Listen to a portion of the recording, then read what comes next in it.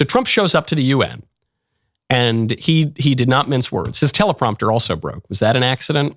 I don't know. Either the UN is completely incompetent, in which case it should probably be dismantled, or the UN is actively undermining U.S. interests, in which case it should definitely be dismantled.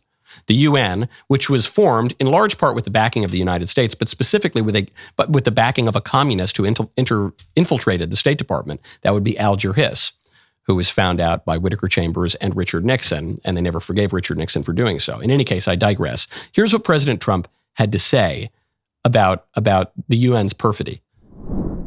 In Western countries and their borders. In 2024, the UN budgeted $372 million in cash assistance to support an estimated 624,000 migrants journeying into the United States. Think of that. The UN is supporting people that are illegally coming into the United States, and then we have to get them out. The UN also provided food, shelter, transportation, and debit cards to illegal aliens. Can you believe that? Wow. On the way to infiltrate our southern border. Millions of people came through that southern border. Just a year ago, millions and millions of people were pouring in, 25 million altogether over the 4 years of the incompetent Biden administration. And now we have it stopped, totally stopped. In fact, they're not even coming anymore because they know they can't get through. But what took place is totally unacceptable. The UN is supposed to stop invasions, not create them and not finance them. What is the UN for? What is the purpose of the UN? I am not one of these people who just says, oh, it's a total waste of money and you need to get rid of the UN because it's a waste of money, or because it's just a waste of time, or because America has no interest in the rest of the world. I don't think that. I recognize that America is the global hegemon. I have the same sense of the phrase America first as President Trump does, which is not merely a national sense, but an imperial sense, which is why Trump wants to buy Greenland and invade Canada. We're the global hegemon, like it or not. There's no question about it. So we can use certain instruments to advance U.S. interests around the world. But that's what they're for. That's what the UN is for, as far as the United States is concerned. It's not there because it has any particular power in and of itself. It's not there because we're going to pretend that all the STAN countries are somehow as important and powerful as the United States. It's not there because we think we're going to sing Kumbaya with China and Russia. That's not what it's there for. It exists and is seated in New York City in the United States for us in order to advance U.S. interests around the world. If the UN is not doing that, then the UN either needs to be seriously reformed, or if it's beyond reform, it needs to be destroyed. We pay for 22% of its ordinary operating budget. We pay for 27% of its peacekeeping budget, which would be fine if it served our interests. But if it's not serving our interests, then we need to think seriously about that investment.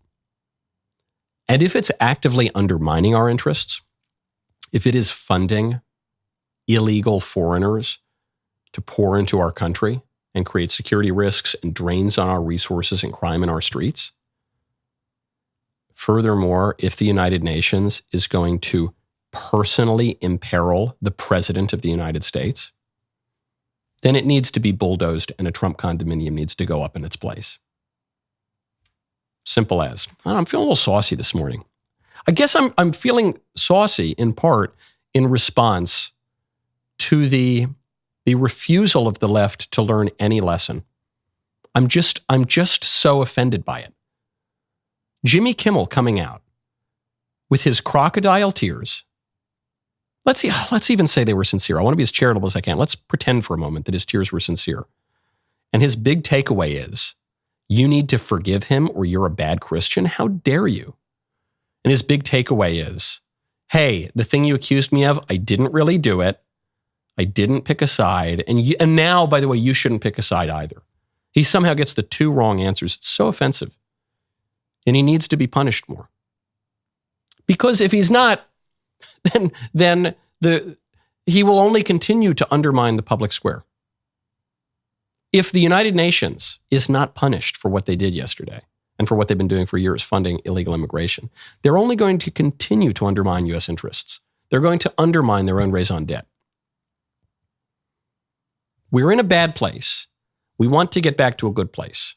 Our enemies, I don't think, really want to get back to a good place, but we would like to. And some of us think we can just skip to that. We can close our eyes and wish and hope and just wish cast. Believe that by doing nothing and pretending that the left is not doing what it's doing, that we can arrive at that nice flourishing place of the free exchange of ideas and happy clappy song. But there's an intermediary step, which is you need to bring the other people along with you. There have to be consequences. We need to incentivize the consequences. That is to say, that if Jimmy Kimmel keeps dancing and admits that he's wrong and does the things he's supposed to do, then maybe he can have his show back. If the United Nations seriously reforms, if the United Nations fires a bunch of people, but more importantly, seriously reforms, then they get to keep their 22% operating budget, 27% of their peacekeeping budget. And if they don't, they got to go away. They have to leave public. They can go to private life. All the UN workers, they can go work some private job. Jimmy Kimmel can go work some private job. He can go retire somewhere. But I think we've had enough. I think we've just had enough, and we realize that it is urgent to reassert order, lest things continue to spiral out of control. When the Atlantic is admitting that the left is engaging in an increasing pattern of terrorism, you know the threat is serious. That was a good clip. Now stop, ring the bell, subscribe, and we'll see you next time.